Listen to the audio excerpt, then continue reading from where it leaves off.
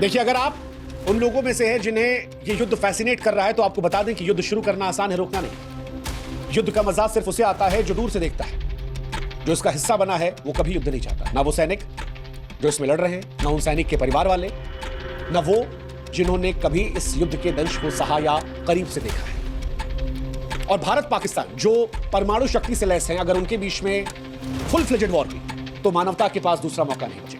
यकीन मानिए, भारत और पाकिस्तान के बीच फुल फ्लेजेड वॉर हुई और अगर ये वर्ल्ड वॉर 3 में तब्दील हुई तो फिर क्या परिस्थिति होगी। आपको बता दें कि फिर मंजर वो होगा जो सुनकर भी शायद आपको डरा दे। वर्ल्ड वॉर 1 और वर्ल्ड वॉर 2 से कहीं ज्यादा मौतें हुई। वर्ल्ड वॉर 1 में 1,60,00,000 लोगों की जान गई थी, अनगिनत बीमारियों में फंसे रहे। वर्ल्ड वॉर 2 जब आया तो इसमें मौतों की संख्या और ज्यादा बढ़ गई। 8.5 करोड़ के आसपास मौतें हुई, जिसमें हिरोशिमा और नागासाकी पर परमाणु बम भी शामिल था। हिरोशिमा में 70,000 लोग और नागासाकी में 40,000 लोग एक सेकंड में राख हो गए। लेकिन अगर इंडिया और पाकिस्तान फुल फ्लेजेड वॉर करते हैं, परमाणु वॉर करते हैं, तो फिर कहानी बिल्कुल अलग होगी। अगर ये दोनों देश अपने 50% हथियारों का भी इस्तेमाल करते हैं तो ये मान के चलिए 10 से 20 करोड़ लोग पहले घंटे में मर सकते हैं। उसकी वजह है, चाहे दिल्ली हो या कराची, इनकी आबादी घनी है। दिल्ली में 2.5 करोड़ से अधिक लोग हैं, कराची में 2 करोड़ से अधिक लोग हैं। आधुनिक हथियार इनके पास है जो 15 से लेकर 300 किलोटन की शक्ति रखते हैं। हिरोशिमा में 15 किलोटन का इस्तेमाल किया गया था और अब 300 किलोटन तक के हथियार हैं। आप सोचिए कितने गुना है। अब अगर हथियारों की ताकत बड़ी है तो तबाही का मंजर भी तो बड़ा होगा। अगर 100 किलोटन का मान लीजिए बम कराची या फिर दिल्ली पर गिर जाता है तो यकीन मानिए 5 से 10 किलोमीटर तक सब कुछ मलबे में तब्दील हो जाएगा। 20 किलोमीटर तक लोग जलकर राख हो जाएंगे। 30 किलोमीटर तक इमारतें जो हैं वो पूरी तरह से ढह जाएंगी। लाखों मौतें मिनटों में हो जाएंगी। करोड़ों ऐसे हैं जिनको इलाज नहीं मिलेगा।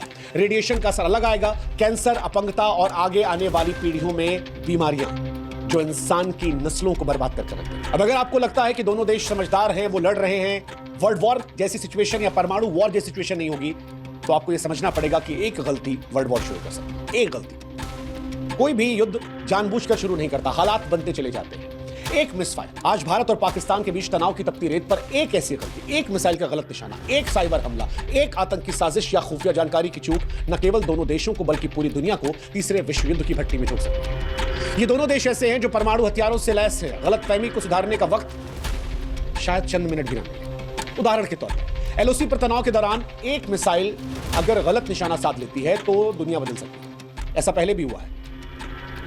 तकनीकी खराबी के चलते मिसाइलें इधर उधर गिरी हैं। उस वक्त बातचीत का दरवाजा खुला था, युद्ध नहीं चल रहा था, जैसे तैसे स्थिति संभाल ली गई। लेकिन आप कल्पना कीजिए कि दोनों देशों की तरफ से कोई एक मिसाइल किसी एक देश के रिहायशी इलाके में ले जाए। अगला देश क्या करेगा? वो पलटवार करेगा, उससे बड़ा, उसके बाद अगला बड़ा वार। शायद इसी आवेश में कोई परमाणु शक्ति का इस्तेमाल कर ले। ये खतरनाक हो सकता है।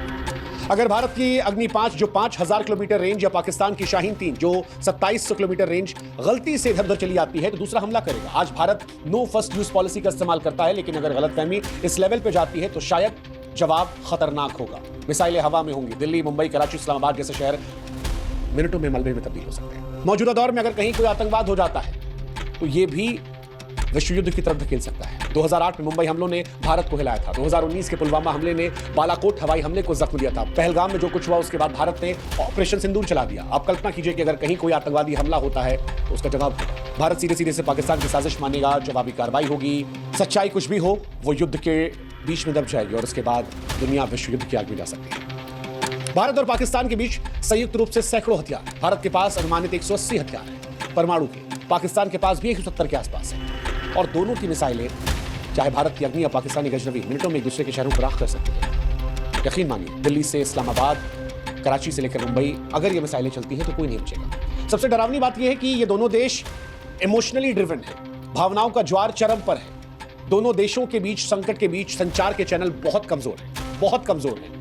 और तनाव पर ये कितने कारगर होंगे इसकी कल्पना हम और आप कर सकते हैं। 2019 में बालाकोट हमले के बाद दोनों देशों के बीच संवाद लगभग टूट गया था। अगर कोई गलती से मिसाइल इधर उधर गई तो गलतफहमी दूर करने के लिए शायद 10 मिनट भी ना मिले। और परमाणु युद्ध में 10 मिनट क्या होता है वो आप कल्पना भी नहीं कर सकते। ये ऐसा युद्ध होता है जिसमें 10 सेकंड में खेल हो सकता है। अगर विश्व युद्ध होता है तो कौन किस तरफ जाएगा? क्या गठबंधन बन सकता है? भारत के पास अमेरिका का साथ होगा, नाटो का साथ होगा जिसमें ब्रिटेन, फ्रांस, जर्मनी जैसे देश आ सकते हैं। इजराइल भारत का पक्का दोस्त है। जापान, ऑस्ट्रेलिया भी साथ आ सकते हैं। भारत की रणनीति की स्थिति, आर्थिक ताकत मजबूत होगी। पाकिस्तान का साथ चाइना दे सकता है, उत्तर कोरिया दे सकता है, टर्की उसके साथ जाएगा, ईरान उसके साथ होंगे, कुछ इस्लामिक देश जो हैं वो भी इसके साथ रहेंगे। कुछ देश ऐसे हैं जो दोनों साइड से रहेंगे, जैसे दक्षिण अफ्रीकी देश, अमेरिकी देश ये हो सकते हैं। रूस पाकिस्तान के साथ इस बीच में क्लोज हुआ है, लेकिन भारत के साथ उसके संबंध दशकों पुराने हैं। ऐसे में रूस भी भारत की तरफ रहेगा।